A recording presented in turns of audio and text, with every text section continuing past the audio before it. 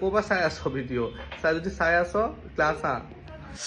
ঠাণ্ডা বতৰত আবেলি ওলাই গৈ চটপটা কিবা এটা খাবলৈ মোৰ বহুত মন যায় আপোনালোকৰ বাৰু মন যায় নাযায় ক'বচোন ম'ম' অৰ্ডাৰ দিছিলোঁ কিন্তু ম'ম' মানে দেৰি হোৱাৰ কাৰণে এইফালে আমি কিবা ফুচকা অৰ্ডাৰ দিলোঁ এইটো ফুচকা চাট মছলা বনাই দিছিলে সেয়া খালোঁ সঞ্জীৱে মই তাৰ লগতে এইফালে ম'ম' হ'ল ম'ম'ও খালোঁ মানে মই খুব কম খাওঁ সঞ্জীৱে বেছি খায় বাহিৰা বস্তু ষ্টিল আজি মানে মই এবিধো এৰা নাই চব খাইছোঁ গৰম গৰম ম'ম' খোৱাত আগতে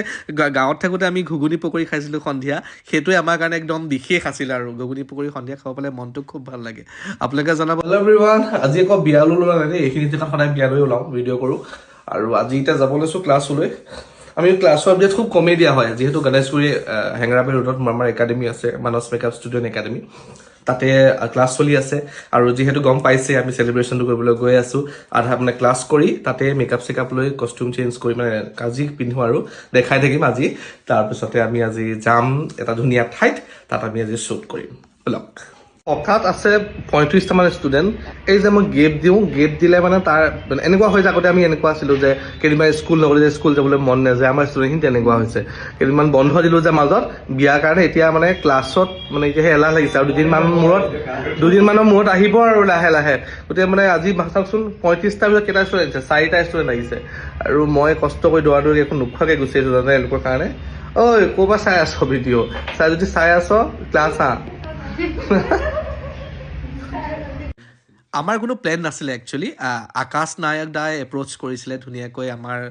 এই গোটেই ভাল মমেণ্টটো চেলিব্ৰেট কৰিবলৈ থেংক ইউ আকাশ এই সুযোগতে আমাক স্কাই ইভেণ্ট থেংক ইউ এই সুযোগতে আমাক ধুনীয়াকৈ আমাৰ বিশেষ মমেণ্টখিনি আৰু বেছি বিশেষ কৰি তোলাৰ কাৰণে কোনো প্লেন নাই বাকী ষ্টুডেণ্টসকলে কমপ্লেইন কৰিছে আমাক কিয় নামাতিলে ইভেন ইয়াৰ উপস্থিত একাডেমিত উপস্থিত থকা ষ্টুডেণ্টখিনিও একচুৱেলি গম পোৱা নাছিলে তেওঁলোকে যে আজি অমৃত উদ্যানত যাব আৰু সেইখিনিতে দেখাই দিব ৰ'ব দেখিছেনে ৰেড ৱাইন ক'ৰ পৰা বনাইছোঁ ষ্ট্ৰিং ঢালিছোঁ নাভাবিব দেই ৰেড ৱাইন খাইছোঁ বুলি এয়া হয় ষ্ট্ৰিং আৰু ফটোক ধুনীয়া দেখিবলৈ ৰঙা ৰংটো ব্যৱহাৰ কৰিছোঁ আৰু লগতে ধুনীয়া কেক এটা দেখিছে 100K ফলোৱাৰ্ছ লিখা আছে মই কি কৈ আছিলোঁ ষ্টুডেণ্টখিনি আমি ঘপককৈ প্লেন কৰিলোঁ বেয়া নাপাবা তোমালোকে পিছত আকৌ যেতিয়া ভগৱানৰ কৃপাত আৰু বেছি ফলোৱাৰ বাঢ়িব তেতিয়া আকৌ আমি গোটেইখিনি মিলি আমি চেলিব্ৰেট কৰিম আপোনালোকে জনাবচোন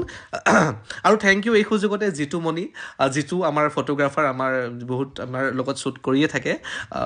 খুব ধুনীয়া কাম কৰে সি আহি গোটেই ধুনীয়াকৈ আমাৰ ফটোশ্বুটটো কৰি দিলে ভিডিঅ'জবিলাক আপোনালোকৰ মাজলৈ আহিছেই এইবিলাক ৰেণ্ডমকৈ এনেই আমি হাঁহিছোঁ যেন এনেকুৱা দেখাইছোঁ যে কেণ্ডিড শ্বট হ'ব এনেকুৱা ধৰণৰ আপোনালোকে এনেকুৱা কৰি পাইছেনে বিয়া চিয়াত হাকে হাঁহি দিওঁ যে আমি আপুনি এনেও কেণ্ডিড শ্বট ল'বৰ কাৰণে আমিও খুব ধুনীয়াকৈ মমেণ্টখিনি পাৰ কৰিলোঁ যদিও আমি এনেই হাঁহিছোঁ মানে প'জ দিছোঁ তথাপি কিন্তু অন্তৰত সুখটো কিন্তু ভৰি ভৰি আছিলে কাৰণ 1 লাখ মানুহ ধেমালি নহয় ক'ৰবাত 100-200কৈ ফলোৱাৰ আৰম্ভ কৰি আজি 1 লাখ হৈছে ভৱিষ্যতে আৰু বেছি হওক তাৰে কামনা কৰিছোঁ সকলোকে খুব মৰমত কেক খুৱাইছোঁ গোটেইখিনি কেমেৰাত বন্দী কৰিছে জিতু এইগৰাকী আৰু খুব ধুনীয়াকৈ আমাৰ লগত সহযোগ কৰিলে সি আহিলে আৰু মোকো কেক খুৱাই দিছে